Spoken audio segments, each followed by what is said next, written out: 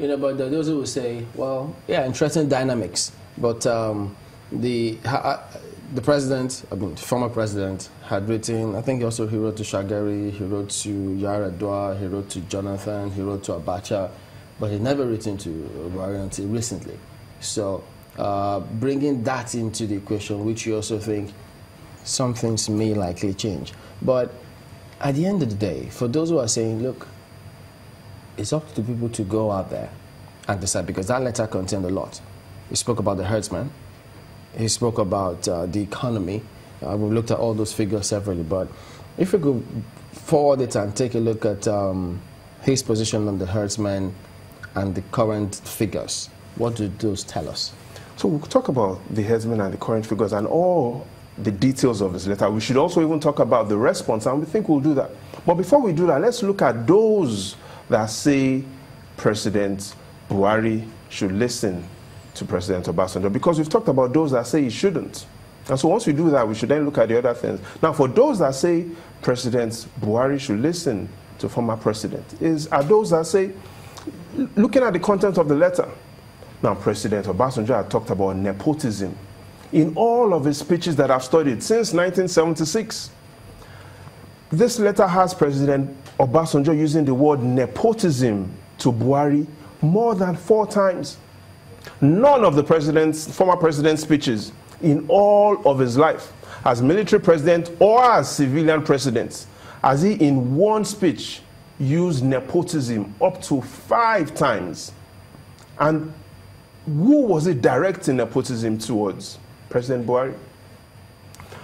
But apart from demonstrating and saying President Buhari has shown nepotism, President Obasanjo still has a lot of respect for President Buhari.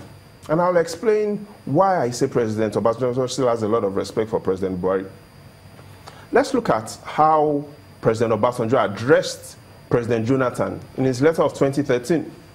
Now, that letter was even much longer than this, over 7,000 words. But in that letter, he often referred to President Jonathan by his first name. In most times, in that letter, you'll see Dr. Goodluck Ebele Jonathan. Sometimes in that same letter, he called Jonathan by his name, Jonathan Goodluck. In this letter, for every time President Obasanjo referred to Buhari, and he did refer to him 11 times, 10 out of the 11, he called him President Buhari. Never once did he use the word Buhari. And the 11th time when he was going to refer to Buhari, he called him Brother Buhari. Compare that to when he was referring to Jonathan. Jonathan Goodluck, Dr. Jonathan. And so we see a president or a former president who, though he's saying President Buhari shouldn't contest because of several reasons, he still does have shown a lot of respect for him. But as Chamberlain, you've said, the implications on herdsmen. Now, the challenge we have today is, all through 2015, every month, the evidence shows there's been a herdsman attack. There's been killings every month of 2015. That is the fact. Let's go ahead and look at 2016 figures concerning the herdsmen. So the media report we have is, in 2016, for every month in 2016, all the 12 months, there were herdsmen attacks that led to killings. The media reports revealed that we had 669 people, plus or minus 10%, that died due to herdsmen attacks. And in 2017, that was significantly lower. But even though that was lower, there were still attacks and killings every month. 447 killings at the minimum, plus or minus 5%, more to the upper side, are the reports we have as killings for 2017. This year, approximately 200 in the first month. But what is more important than these figures are the consistencies of the attack. The consistency in attack. And that is, we've seen 25 consecutive months of people dying because they've been attacked by herdsmen. And so even though I do not know what tomorrow lies, based on this historical evidence of consistent killings for 25 months, you do not want to put a bet with me on what is likely to happen next month in February. Now, apart from the herdsmen killings, there are other issues that President Obasanjo raised in his letter, which we got a reply and response from even the APC and the Minister of Information. And let's quickly talk about three of these issues that the Minister of Information talked about, even though he answered several other things. The first is, he talked about was that our foreign reserves were now approximately $40 billion. It had improved. Did he lie? No, he didn't. But that is only half of the truth.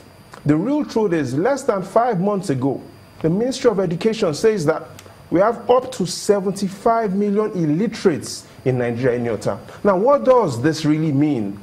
It means that for every at least 1 out of 3 people that picks up the statements that we have $40 billion as reserves, 1 out of 3 Nigerians will not be able to understand it. That's almost more than the voting population. Exactly. And so even though that is factual, a third of Nigerians don't even understand what the minister is talking about. The second is, the minister talked about inflation reducing to 15%. Now, let me shock you, Chamberlain. The last and the highest record we have of inflation in the US was in 1980. And that was not even 15%, it was 12% under Jimmy Carter. What happened to him after 4 years? He lost to Ronald Reagan. And so with just a 12% inflation, people refer to that period as among the worst period in US history.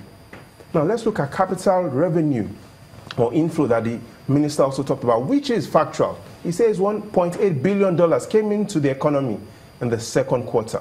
Did he lie? No, he didn't. But again, that is only half of the picture. The real picture is more than half of this money came in from the UK and US. That is significant concentration risk. And only 15% of this was foreign direct investment. Now, finally, let's look at what the Roman historian Livy tells us. He says there are 2 qualities of an outstanding person. The first is he thinks deeply about the problem. Yes, President Buhari has told us he's thinking deeply about this problem. But the second quality is he listens to advice. The lips and the question on the lips of Nigerians today is, will Buhari listen to the advice of President Obasanjo? Let's anchor with that question there. And that's the show today and for the week as well. Ogunsanwo is our data and information analyst. And that's the show as well. We thank you all for watching. We'll be back next time. I'm Chamberlain Uso. Thanks for watching. I'm Gimba Umar. Thank you for watching. I'm Neo Taegbe. Thank you. I'm Maupe Ogun Yusuf. I'm Ajuri Ngalale, wishing everybody a lovely day.